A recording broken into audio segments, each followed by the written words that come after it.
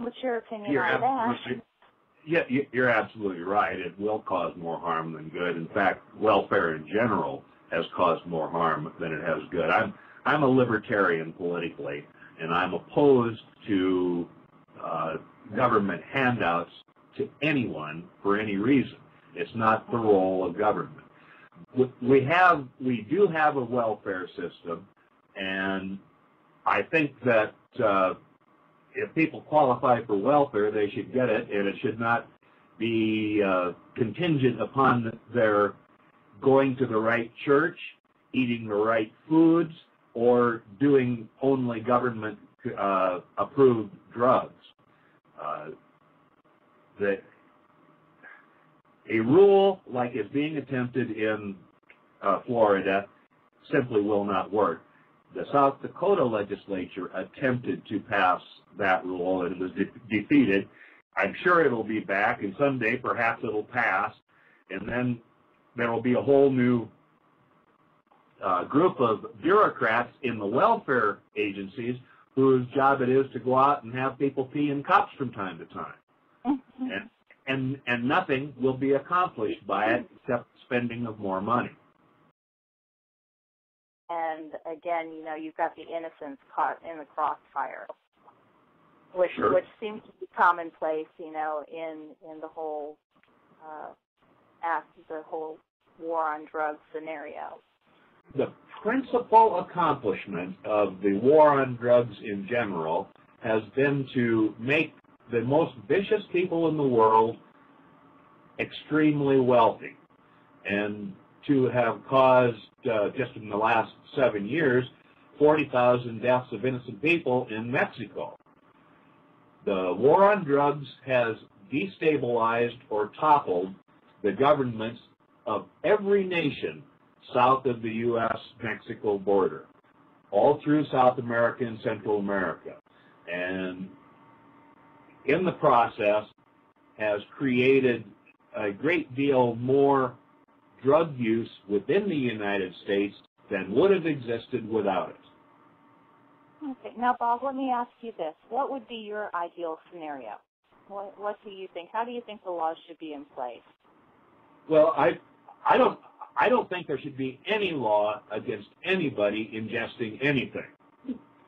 I think that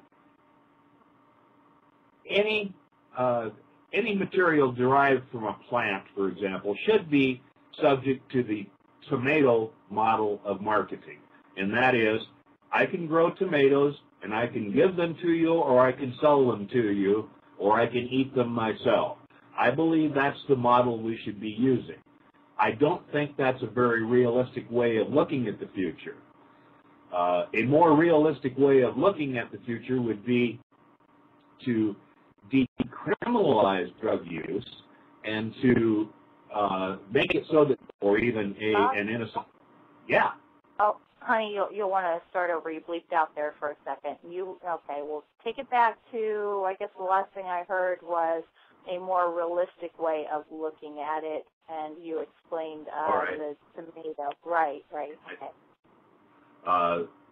A more realistic way of looking at what could happen politically is that at least cannabis be decriminalized and a model set up somewhat like the alcohol model, where people are licensed to sell it and only adults can buy it, and adults can share it with their children if they want to. And for drugs in general, I believe that all possession and use should be decriminalized, and a system set up so that people who want heroin or cocaine can get it. And then the social stigma of addiction will not be removed, but the legal stigma of admitting that you have a problem and wanting to get help would be removed to a great deal. And that way, first of all, drug use would drop almost immediately, because it's the fact of illegality that drives some people into the market and use for drugs. You know, I'm very open with my family and talking about these things and finding out, you know, what their perspective is. And I was in a discussion with a family member the other day, and you know, she couldn't see. She thought, okay, as far as legalizing, she was one of those who were under the impression that, you know, all heck was going to break loose if you legalized it tomorrow. And I had to give her the models of the countries, you know, that had more sensible and more compassionate drug laws in place, and have her take a look at those statistics. From there, her argument was, well, we're a different culture. As if to say we couldn't handle ourselves here. That's I just thought I'd share. I just thought I'd share because honestly, when she said that, I didn't know what to come back to that with. That's completely speculative. When people get into the speculative, you know, you've got nothing to back it up. So, but just out of curiosity, you know, where would you have gone with that? I would have said that anybody who wants drugs can get them now. So the law is not preventing people from using them. What the law does is create an artificial price support for the people who sell drugs, because everyone who sells drugs adds in money for the risk factor. And the risk factor drives about 85 to 95% of the street price of all the illegal drugs. And that, you know, $95 out of every 100 goes to pay people who are breaking the law, and it pays them for breaking the law.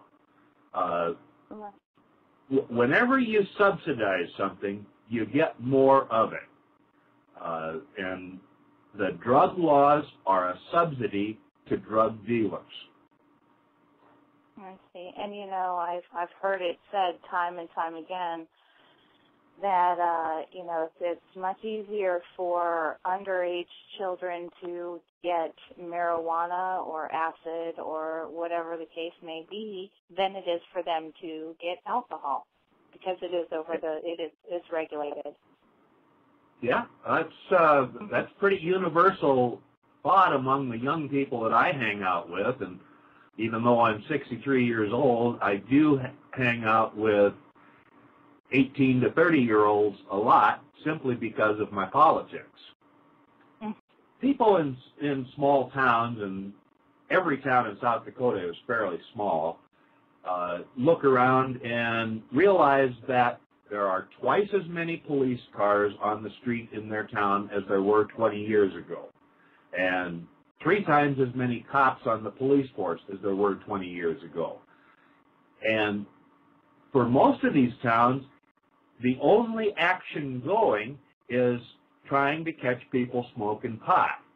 And pot is the easiest thing to catch people doing, because it has an odor that everyone recognizes, and a tremendous amount of people are doing it. So all these new police cars and cops on the force are a result of the federal money that comes into these small towns and small jurisdictions as a result of their joint drug task forces. And in order to get that money keep coming in, they have to make busts. And their most common bust is somebody smoking a joint. And it just goes around and around. And with... Yeah, and I'd also have to speculate that, you know, a marijuana smoker would be a pretty easy arrest. I don't see them resisting or causing a problem. Well, that's what I'm saying is you get a passive arrest there. That's another reason the cops like it, is because there's not much danger in a marijuana bust. And yeah. they consistently use informant's tips on the location of somebody who has some marijuana. They consistently use these as excuses to practice with the SWAT teams because they know that they can shoot at us and we won't shoot back. Yeah. It's a deep rabbit hole that you go down when you start investigating this topic. It really is. Well, the drug laws in general are the most destructive set of policies since slavery was repealed. When you approach people with this topic today, drugs in general, especially marijuana, they're so brainwashed. And if you'd have spoke with someone 100 years ago, they would know exactly what page you're on. They would know all the uses for it. They would know. It's funny how within a generation you can lose, entire knowledge of one subject. Well, that's the power of government propaganda. And I look at what government says about the currently illegal drugs, and then I listen to what government says about any particular topic. Osama bin Laden, the World Trade Center destruction, the wars that we're currently fighting, and I think if they will lie about a benign plant, what will they not lie about? Right. Yeah, because we had a lot of coercion there. It wasn't, as if, well, I won't say that, but we had special interests come in and spew a bunch of propaganda that, was so far from the truth that you couldn't probably throw a stone at it.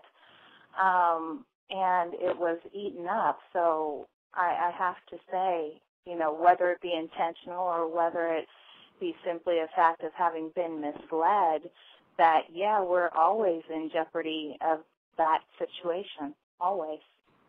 Well, and that's why it's very important for people to get out and educate themselves. And this is what I don't understand.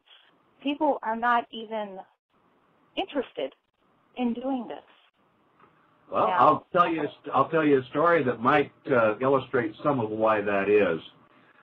20 years ago, a young woman in college contacted me and said that she had periodic migraines, and it was ruining her ability to study, and she wanted to be a grade school teacher.